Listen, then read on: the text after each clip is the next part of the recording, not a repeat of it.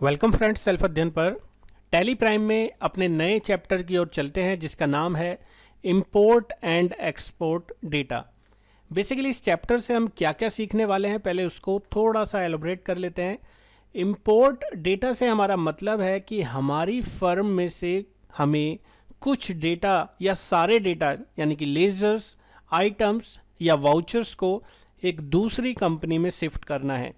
आप चाहें तो सारे डेटा को एक साथ भी कर सकते हैं या आप सिलेक्टेड डेटा को भी एक फर्म से दूसरी फर्म में ट्रांसफ़र कर सकते हैं।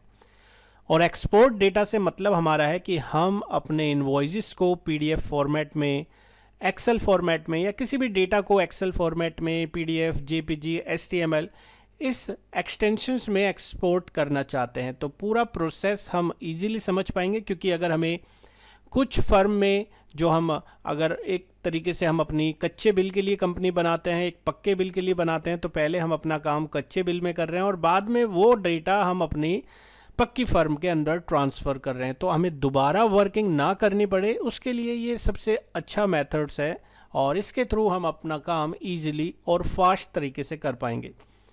तो हम एक एग्जाम्पल के ज़रिए समझते हैं। सबसे पहले हम या तो कोई अपनी सिलेक्टेड फर्म को सिलेक्ट कर सकते हैं, अगर सिलेक्टेड फर्म नहीं है तो सीखने के लिए हम यहाँ से एक नई फर्म को बनाकर उसमें कुछ लेजर्स पोस्ट कर देंगे और उस फर्म का हमने यहाँ पर नाम एज्यूम कर लिया है माई डेटा वन।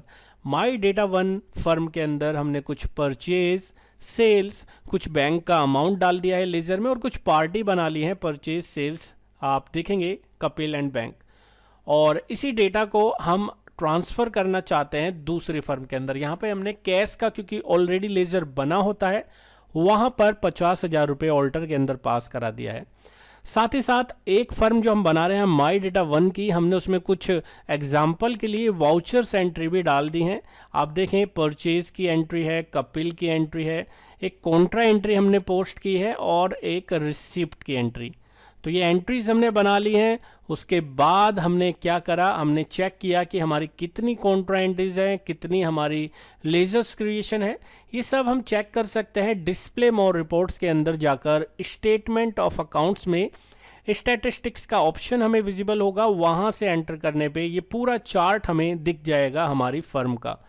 और आप देखेंगे जहाँ जहाँ एरो मैंने पॉइंट आउट किए हैं वहाँ वहाँ हमें पूरी इन्फॉर्मेशन मिल रही है about our ledgers, about our voucher, कितने हमारे वाउचर्स हैं और जिस चीज़ को हमें ट्रांसफ़र करना है। सपोज़ मुझे लेज़र को एक नई फर्म में ट्रांसफ़र करना है, तो लेज़र पे जैसे ही मैं एंटर करूँगा और एंटर करने के बाद मैं ऑल्ट ई प्रेस करूँगा, यहाँ पे एक ऑप्शन खुल के आएगा एक्सपोर्ट का, जिसमें से मुझे करंट सिलेक्ट करना है और यहाँ से हमें जो स्क्रीन दिखाई देगी वो डेटा ट्रांसफ़र करने के लिए कॉन्फ़िगरेशन से पहले हम थोड़ी सेटिंग बदल देंगे, जैसे फाइल का नाम या फाइल का पाथ, वो हमें अपने अकॉर्डिंग सेट करना होगा।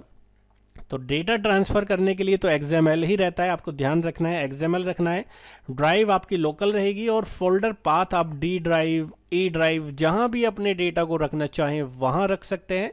फाइल नेम आप जो देना चाहें आप दीजिए, लेकिन फाइल के नाम के साथ .xml लगा होना जरूर चाहिए। उसके बाद हम जैसे ही अपनी डेटा को यहाँ पर सिलेक्शन करके, जैसे कि ऊपर बताया था, C ड्राइव पर हमने सेव कर लिया है और जिस नाम से सेव करना है वो सेव कर लिया है। उस सारी इन्फॉर्मेशन के बाद हमने इसको पास करा देना है। तो एज्यूम हमने D ड्राइव पे अपना mylaser.xml से डेटा सेव किया और हमने इसको पास करा दिया। अब हमने एक नई फर्म बनाई माई डेटा टू और हमने वहाँ पे प्रेस किया ऑल्ट ओ, जहाँ से हमने मास्टर्स के अंदर से जाकर, जैसे कि मैंने mylaser.xml बनाया, वो मैंने यहाँ से सिलेक्शन कराते हुए पास करा दिया। मॉडिफाई विद न्यू डेटा से मतलब है आप सारे डेटा, सारे लेजर्स को एक बिल्कुल न्यू तरीके से क्रिएट करना चाहते हैं, या आपके पास जो लेजर्स हैं और जो लेजर्स आप इंपोर्ट कर रहे हैं उनके बैलेंसेस को वहाँ पे मर्ज करना चाहते हैं, तो आप सिलेक्ट कर लेंगे कंबाइन ओपनिंग बैलेंस। या आप चाहते हैं जो लेज़र ऑलरेडी आपके पास है ओपनिंग बैलेंस के साथ, उसको आप इग्नोर कराना चाहते हैं दूसरी कंपनी से, तो आप इग्नोर डुप्लीकेट करके भी डेटा को इंपोर्ट कर सकते हैं। तो ये पूरा प्रोसेस था। उसके बाद आप चेक करेंगे तो आपकी डिटेल में वो सारी इन्फॉर्मेशन शो होंगी। आपने जो लेज़र इंपोर्ट करे थे उसकी पूरी इन्फॉर्मेशन आपको माई डेटा वन में से जो लिखी है माई डेटा 2 में दिख जाएगी। अब सपोज मुझे कुछ वाउचर्स भी माई डेटा 1 से कॉपी करने हैं माई डेटा 2 के अंदर, तो ऐसा भी हम कर सकते हैं। आप चाहें तो ऑल्ट के प्रेस करके अपनी डेटा कंपनी को सिलेक्शन करा सकते हैं। जैसे माई डेटा 1 मैंने यहाँ पे सिलेक्ट की और मुझे लास्ट वाली एंट्री को लेके जाना है माई डेटा 2 में, तो मैंने माई डेटा 1 पे वाउचर पे एंटर किया।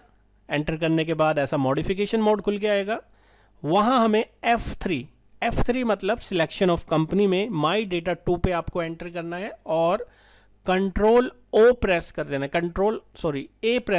है। कंट्रोल ए से मतलब है हमारा एक्सेप्ट वाउचर।